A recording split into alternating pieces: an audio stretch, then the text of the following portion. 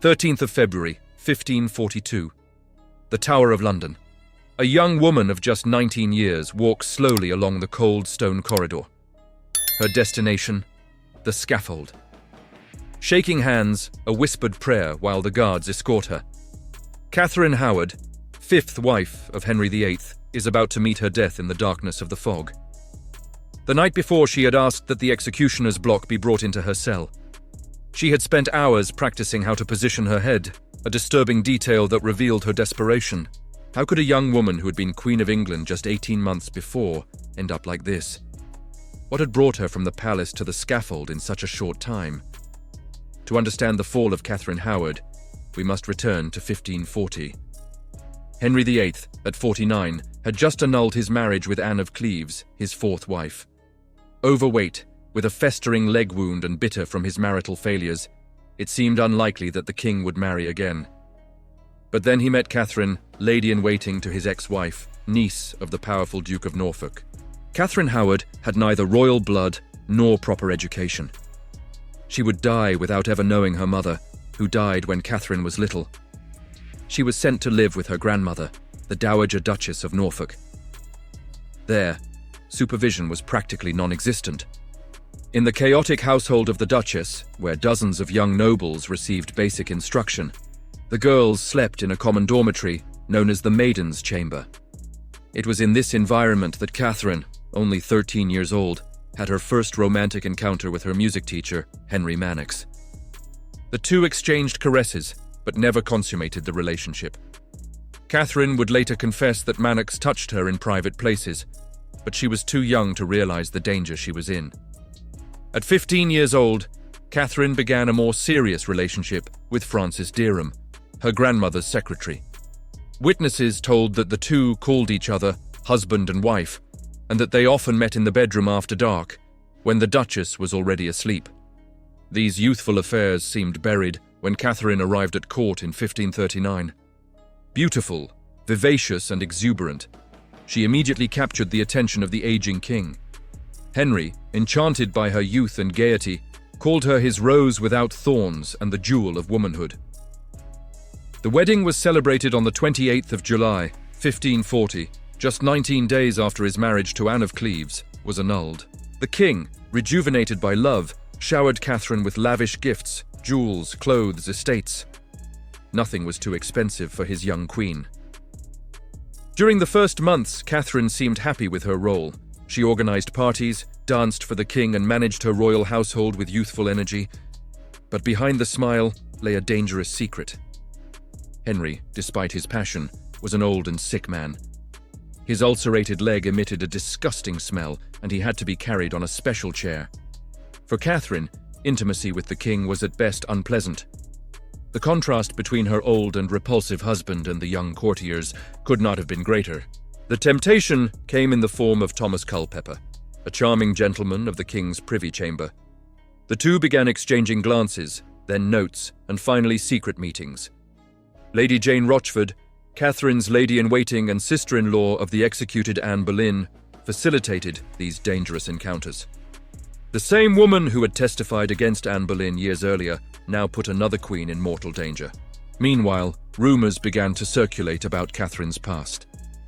Francis Dereham, her ex-lover, presented himself at court, asking for a position in her royal household.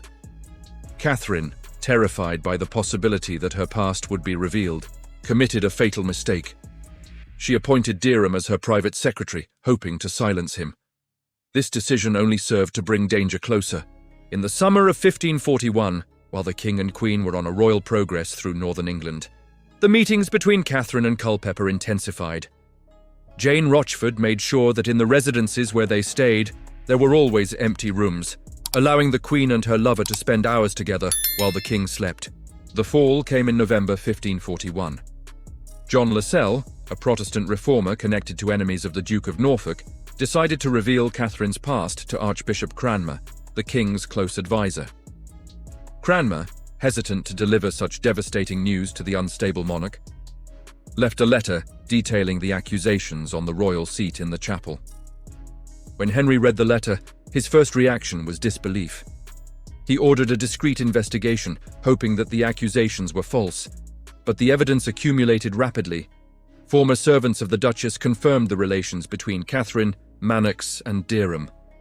Even more damning, the investigation revealed her current relationship with Culpeper. A letter written by Catherine to Culpeper was discovered, concluding with the fatal words, "My heart and my body are at your disposal, and I long to be in your arms because it brings relief to my heart." This written proof of her infidelity sealed her destiny. Henry, upon discovering the betrayal by the woman he considered pure and innocent, was devastated. Witnesses say that he cried openly in front of his council, asking for a sword to kill the Queen with his own hands. Then, in an impetuous rage, he fled Hampton Court in the middle of the night, refusing to see Catherine again. Catherine, confined to her rooms, initially did not know why she had fallen into disgrace. When she was informed of the accusations, she tried to run through the corridors of the palace to beg forgiveness from the king, desperately calling his name. The guards stopped her and dragged her back to her rooms, which were now her prison. On November 22nd, 1541, Catherine was stripped of her title as queen and transferred to Sion Abbey. There, during interrogations, she confessed her premarital relationships with Dereham, but vehemently refused to admit having committed adultery with Culpeper. Her denials were not sufficient. Dereham and Culpeper were arrested and tortured. Under torture, Culpeper admitted to desiring the Queen carnally, although he never explicitly admitted to having consummated the relationship. The two men were tried in December. Culpeper, being noble, had the privilege of beheading, while Dereham was punished for treason.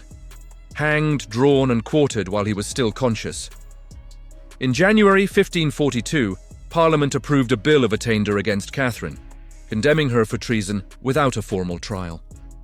The law declared that it was treason for a queen not to reveal her sexual past to the king before marriage, and also that a queen could commit treason simply by intending adultery.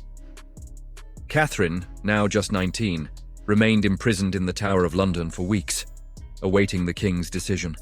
Henry, still deeply wounded, signed the death warrant.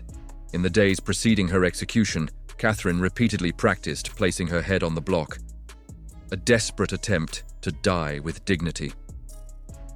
13th of February, 1542. The scaffold was prepared in the same area where Anne Boleyn, her cousin, had met her death 6 years earlier. Unlike Anne, who died with dignity and eloquence, Catherine Howard was almost delirious with terror. Witnesses report that they had to practically carry her to the scaffold, her legs giving way under the weight of fear. Her last words were simple: "I die a queen, but I would rather die the wife of Culpeper." Then she asked the executioner to make it quick. A single blow of the axe separated the head from the body.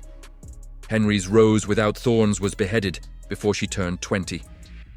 Catherine's body was buried without ceremony in the chapel of St. Peter ad Vincula inside the Tower of London, near the remains of her cousin Anne Boleyn. Henry prohibited official mourning, and all portraits and symbols of Catherine were removed from the royal palaces. What is the legacy of Catherine Howard? Often relegated to a footnote in history, the stupid and unfaithful wife who deserved her fate. But a more in-depth analysis reveals a complex tragedy.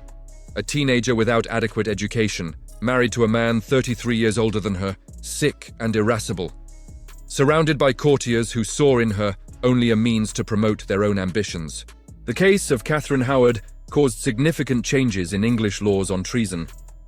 The new definition, which considered it treason for a queen not to reveal her previous relationships, remained in the legal codes for more than a century. Henry never completely recovered from this betrayal. Although he married Catherine Parr the following year, he became even more harsh and tyrannical in the last years of his reign. Catherine's grave remained unmarked for centuries, until Queen Victoria ordered that commemorative plaques be placed to mark the burials of those executed inside the tower. Today, a simple plaque marks the approximate place where her young body rests. The story of Catherine Howard is a reminder of the fate of women in the hands of powerful men, of the danger of youth without guidance, and the implacable cruelty of royal power in Tudor England. She entered history as the queen who lost her head for love. But perhaps it would be better to remember her as a victim of the politics and morality of her time. An adolescent who for a brief moment wore a crown, only to end beneath the executioner's axe in the fog. If this story moved you, leave a like and subscribe. Share with those who love history. Thank you for listening. See you next time.